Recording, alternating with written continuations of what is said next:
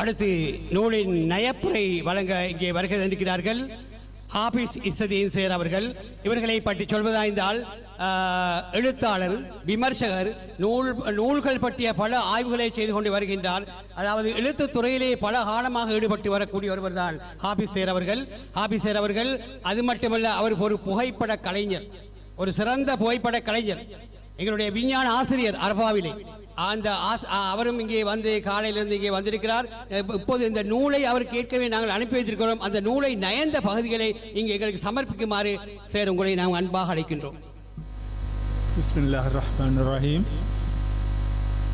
இங்கு மேடையில் வீட்டிருக்கின்ற பிரமுகர்கள் பெயரை நான் ஒருவராக சொல்லி நேரத்தை வீணாக்க விரும்பவில்லை. உங்கள் அனைவருக்கும் எனது மதிப்போடு என அன்பை தெரிவித்துக் கொள்கிறேன். தர்த்துர சங்கரத்தின் அவசராய் சபையில் இருக்கின்ற அத்தனை பிரமுகர்கள், பெற்றோர்கள், ஆசிரியர்கள், மாணவர்கள் அனைவரிடமும் நான் என்னுடைய பணிவை தெரிவித்து எல்லோருக்கும் சலாம் கூறுகிறேன். அஸ்ஸலாமு அலைக்கும் வரஹ்மத்துல்லாஹி வபரகாத்துஹு. இந்த நூல் பற்றிய ஒரு நய உரை சொல்லுமாறு என்னை அழைத்த போது நான் கொஞ்சம் தயங்கினேன். ஏனென்றால் முதலில் ஆரிஃப் அவர்களை பற்றி, எங்களுக்கு கீர்த்திஸ்ரீ ஆரிஃப் அவர்களை பற்றி எனக்குள்ள தொடர்பு மிச்சம் குறைவாக இருந்தது. என்ற ஆரம்ப காலத்தில் அவரை சந்திப்பதற்குரிய வாய்ப்பு எனக்கு கிடைத்ததே இல்லை. கேள்விப்பட்டிருக்கிறேன், சந்தித்ததில்லை. திடீரென்று தான் நான் நினைக்கிறேன் கடந்த 2-3 வருடங்களில் தான் அவரோடு எனக்கு தொடர்பு ஏற்பட்டது. எனக்கு ஆச்சரியமாக இருந்தது. அவருடைய வயதை கேட்ட பின்னர் நான் வயோதிபனாகிவிட்டேன் என்று நான் தடுமாறிக்கொண்டிருக்கிறேன், ஒன்றும் செய்ய முடியாது என்று. என்னை விட 11 வயது மூத்தவர் இப்படி ஓடி வருகிறாரே என்று எனக்கு ஆச்சரியமாக இருந்தது. இவர்களுடைய அந்த ஓய்வு பெற்றவர் கல்வியாளர்களுடைய சங்கத்தை அமைத்து அதனுடைய நூலை வெளியிட்ட போது அவர்களுக்கு ஒரு சந்தேகம் ஏற்பட்டு எனக்கு கால் பண்ணினார். சார், நாங்கள் ஒரு தவறு செய்து விட்டோம், உங்களிடம் மன்னிப்பு கேட்க வேண்டும், நீங்களும் காலி மாவட்டத்தைச் சேர்ந்தவர், உங்களை நாங்கள் சேர்த்துக்கொள்ள மறந்து விட்டோம் என்றார். நான் இல்லை சார், நீங்கள் தவறு செய்யவில்லை, நான் தர்கா நகரில் இருப்பதனால நான் கடுத்துறை மாவட்டத்தைச் சேர்ந்தவன் தான், அதனால் நான் காலி மாவட்டத்தைச் சேர்ந்தவன் அல்ல என்று அப்படி பணிவான முறையில் பேசி அந்த அவரை பற்றி எனக்கு பிறகுதான் உண்மையான நிலைமை புரிய தொடங்கியது. மிக அண்மையில் சீனங்கோட்டை வேறுவிளை வரலாற்றை பற்றி ஒரு நூல் வெளியிட்டார்கள். அதை கேள்விப்பட்டு என்கிட்ட கால் பண்ணி கேட்டார், இந்த நூல் வெளியிடுறாங்களே, இதுக்கு அழைப்பு இருந்தால் மட்டும்தான் வர முடியுமா? யாரும் வரலாம். நான் போய் பார்க்கிறேன், வந்து உட்கார்ந்திருக்கிறார். அப்படி தகவல்கள் தேடுவதிலே, விஷயங்கள் தேடுவதிலே எல்லாம் இந்த வயதிலும் இப்படியான ஆர்வத்தை காட்டுகிறவரை பற்றி அறிந்து கொள்வதற்கு எனக்கு சிறந்த ஒரு வாய்ப்பை தந்த நூல் தான் இந்த நூல். எனவே இங்கு எல்லோரும் அவருடைய சேவையை பற்றி, அவருடைய பணியின் சிறப்புகளை பற்றி எல்லாம் பேசினார்கள். இந்த நூல் அத்தனையையும் உள்ளடக்கி வைத்திருக்கிறது.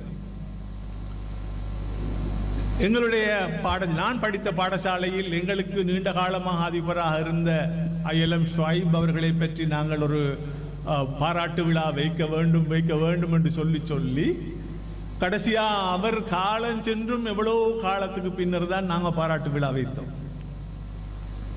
அவரால் அது கேட்பதற்குரிய வாய்ப்பு, கடைசியாக அவருடைய நோயுற்ற மனைவியை கொண்டு வந்து சபையில் வைத்துக் கொண்டு நாங்கள் அந்த நிகழ்ச்சியை நடத்த வேண்டிய நிலைமை ஏற்பட்டது. அதுதான் அதிகமான இடங்கள் நடக்குது. ஏற்கனவே சொன்னார்கள், ஒருவர் இறந்த பின்னர் அவரை பற்றி புகழ்ந்து பேசுவது அர்த்தம் இல்லை, அல்லது அவருக்கு மனசுக்கு ஒரு சந்தோஷம் ஏற்படக்கூடிய முறையில் அவர் செய்த சேவைகளை உணர்த்துவது மிக முக்கியமான ஒரு விஷயம். அந்த வகையில் இந்த ஏற்பாட்டு குழுவினர் செய்துள்ள இந்த காரியம் அவரை பாராட்டி அவருடைய சேவைகளை எடுத்து கூறுவதற்கு இப்படியான ஒரு நூலை வெளியிட்டிருக்கிறார்கள். இந்த நூல் ஹிஷாம் ஆசிரியர் அவர்கள் சொன்னது போல 3 பகுதிகளை கொண்டிருக்கிறது. முதற் பகுதியிலே அவருக்கு, இந்த நூலுக்கும் அவருக்கும் அனுப்பப்பட்ட செய்திகள், மெசேஜஸ் இருக்கு. முன்னாள் ஜனாதிபதி சந்திரிகா முதல் வெவ்வேறு காலங்களில் வந்த செய்திகள் இங்கே ஒன்றிணைக்கப்பட்டு 65 பக்கங்கள் அதற்காக ஒதுக்கப்பட்டிருக்கு. பலர் அதில் செய்தி வெளியிட்டார்கள். என்னுடைய செய்தி ஒன்றும் இருக்கிறது. அடுத்த 25 பக்கங்கள் தான் மிக முக்கியமானது.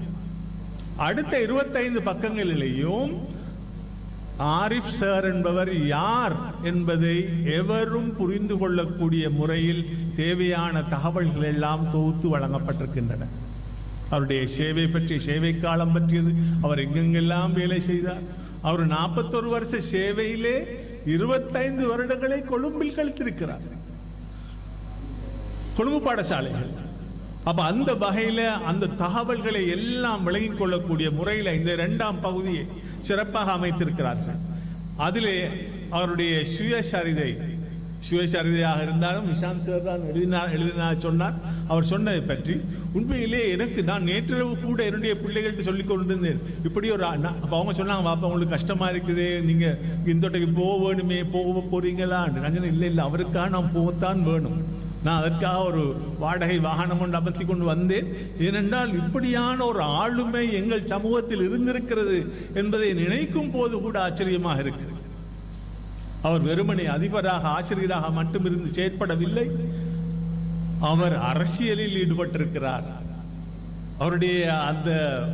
அவரை பற்றிய விவரங்களில் அவர் ஓரளவுக்கு ஜேவிபி பிரசாரமும் செய்கிறார். அதே மாதிரி அவர் அமைச்சருடைய பிரத்யேக செயலாளராக இருந்திருக்கிறார், காதியாக இருந்திருக்கிறார், ஒரு அரபு கல்லூரியை பெண்களுக்காக உருவாக்கி இருக்கிறார். எத்தனையோ பொது நல சேவைகள் எல்லாம் ஈடுபட்டு செயல்பட்டிருக்கிறார் என்றால், அதுவும் என்னை போல நானும் தளர்ந்து போனேன். என்னுடைய 2 பிள்ளைகள் இளம் வயதிலே இறந்து போன போது, இளம் வயதில் என்னுடைய மனைவியை இழந்த போது எனக்குத்தானா இப்படி நான் யோசித்தேன். அவர் அப்படியான அத்தனை இழப்புகளுக்கு மத்தியிலும் தான் இதை செய்திருக்கிறார், இவ்வளவும் புரிந்திருக்கிறார் என்பதை காணும் போது எனக்கு பெரிய ஒரு ஆச்சரியமும் உண்மையா அவரை பற்றி ஒரு பெரிய மதிப்பும் ஏற்பட்டது. நேற்று பலர் என்னிடம் கேட்டார்கள், ஏன் நீங்க அவ்வளவு தூரம் போறீங்க என்று சொல்லி. நான் கொஞ்சம் சோமில்லாமல் இருக்கிறேன் என்றதுனால அப்ப நான் சொன்னேன், இது கட்டாயம் போக வேண்டிய ஒரு நிகழ்ச்சி, போக வேண்டும் என்ற இப்படியான ஒரு ஆளுமை எங்களுடைய பகுதியில் இருந்திருக்கிறார் என்பதை நான் அறிந்து கொண்டது இந்த நூலினூடாகத்தான். எனவே இந்த நூல் மிக சிறப்பானது. இது எல்லா பாடசாலைகளுக்கும் கொண்டு செல்லப்பட வேண்டிய, எல்லா நூலகங்களிலும் இருக்க வேண்டும். என்றால் எங்களுடைய அதிபர் சேவை பெற்று அல்லது இலங்கை கல்வி நிர்வாக சேவைக்கு தெரிவு செய்யப்பட்டு புதிய புதிய அதிபர்கள் எல்லாம் நிறைய பேர் இப்போது பதவியேற்றுக் கொண்டிருக்கிறார்கள். அவர்கள் அனைவரும் இந்த ஆளுமையை பற்றி அறிந்து கொள்வது அவசியமாக இருக்கிறது. என்ற அதிபர் பதவி என்றால் அவ்வளவுக்கு எல்லோரும் மிகவும் வெறுப்போட பயத்தோடு இருக்கிறார்கள். அரபா அதிபர் அவர்கள் இங்கே இருக்கிறார்கள். அரபாவின் முன்னைய அதிபர் ஒருவர் சொன்னார், சிலவங்க ஆக்களோட கோபம் வந்தா நீ அரபா போன்னு சொல்லி சபிக்கிறாங்க, அதை விட அரபாவுக்கு அதிபரா போன்னு சபித்தா நல்ல மனுஷன். பாடசாலை செய்வது அவ்வளவு கஷ்டம். நான் 6 மாதத்தில் ஒரு பாடசாலை விட்டு ஓடினேன். கல்வி நிர்வாக சேவைக்கு தெரிவு செய்யப்பட்டு போட்டி பரீட்சையில நான் ஒரு அதிபராக அனுப்பப்பட்ட போது எனக்கு 6 மாதத்துக்கு மேல் செய்ய முடியாது. நான் 41 வயதில் பென்ஷன் எடுத்தேன் அதிபர் சேவை போட்டதுக்காக. அப்ப அப்படியான, ஆனா இவரை நான் ஏற்கனவே சந்தித்திருந்தால் அந்த வேலை செஞ்சிருக்க மாட்டேன். எனவே இந்த நூல்ல நயக்கிறதுக்கு நான் இங்க பெருசாக ஒன்றும் சொல்ல வரவில்லை. எல்லோரும் டயர்டா இருக்கிறாங்க, நானும் டயர்டா இருக்கிறேன். இந்த நூலிலே மிக சிறப்பாக செய்திருக்கிற ஒரு விஷயம் என்னென்னா, அச்சு பிழைகள் இல்லாமல் தமிழ் சிறப்பாக அமைக்கப்பட்டிருக்கு. டைப் செட்டிங்லையும் கூடத்தான் சிறந்த முறையில் ப்ரூஃப் ஆக்கப்பட்டிருக்குது. ஆங்கிலத்தில் மட்டும் சில சொற்கள்ல தவறுகள் போயிருக்குது, அது சரியான முறையில் ப்ரூஃப் ஆக்கப்படவில்லை. என்றாலும் அடுத்த ஒரு விஷயம் என்னன்னா, இப்படியான ஒரு நூலை வெளியிடும் போது இதில் அறவாசி பகுதி அட்வர்டைஸ்மெண்ட்ஸ் வந்துடும். அதில் காத்திர தன்மை இல்லாமல் போயிடும். இதுல ஒரு விளம்பரம் கூட இல்லாமல் முழுவதும் விஷயங்களை உள்ளடக்கி இருக்கிற ஒரு கனதியான புத்தகத்தை இவர்கள் வெளியிட்டிருக்கிறார்கள். இது நான் ஏற்கனவே சொன்னது போல இந்த ஒழுங்கமைத்தவர்கள் இதை அத்தனை முஸ்லிம் பாடசாலைகள் நூலகங்களுக்கு கட்டாயம் அனுப்ப வேண்டும். ஏன்னா நூலகங்களுக்கு புத்தகம் கொடுத்தா அதை அதிபர் தான் வீட்டுக்கு கொண்டு போய் பார்ப்பார் முதல்ல. அதனால் அதிபர்களுக்கு இது கட்டாயம் போய் சேர வேண்டும். சேர்ந்தால் எத்தனையோ பேர் தங்களுடைய அந்த பதவியை பற்றி தங்களுடைய பொறுப்புகளை பற்றி விரக்தி அடைந்திருக்கிறவர்களுக்கு உற்சாகம் வழங்கக்கூடிய ஒரு முன்மாதிரியான ஆளுமையை இந்த புத்தகம் எங்களுக்கு எடுத்து காட்டுகிறது. எனவே இதற்கு மேல் நான் இதை பற்றி சொல்லாமல் அனைவரும் இதை கொண்டு போய் வீட்டிலே ஒரு மூலைகளில் போட்டு விடாமல் இதை இளம் சமுதாயத்தினர் வாசித்து இதிலிருந்து நற்பயனை பெறுவதற்கு உதவி செய்ய வேண்டும். அதிபர் எங்களுடைய முன்னாள் அதிபர் கீர்த்தி ஸ்ரீ ஆரிஃப் அவர்களுக்கு அல்லாஹ் மீண்டும் நீண்ட காலத்திற்கு இந்த நல்ல ஆரோக்கியத்தோடு சமூக சேவையும் வழிகாட்டலும் வழங்குவதற்கு வாய்ப்பு கொடுக்க வேண்டும் என்று பிரார்த்தித்து விடைபெறுகிறேன். நன்றி.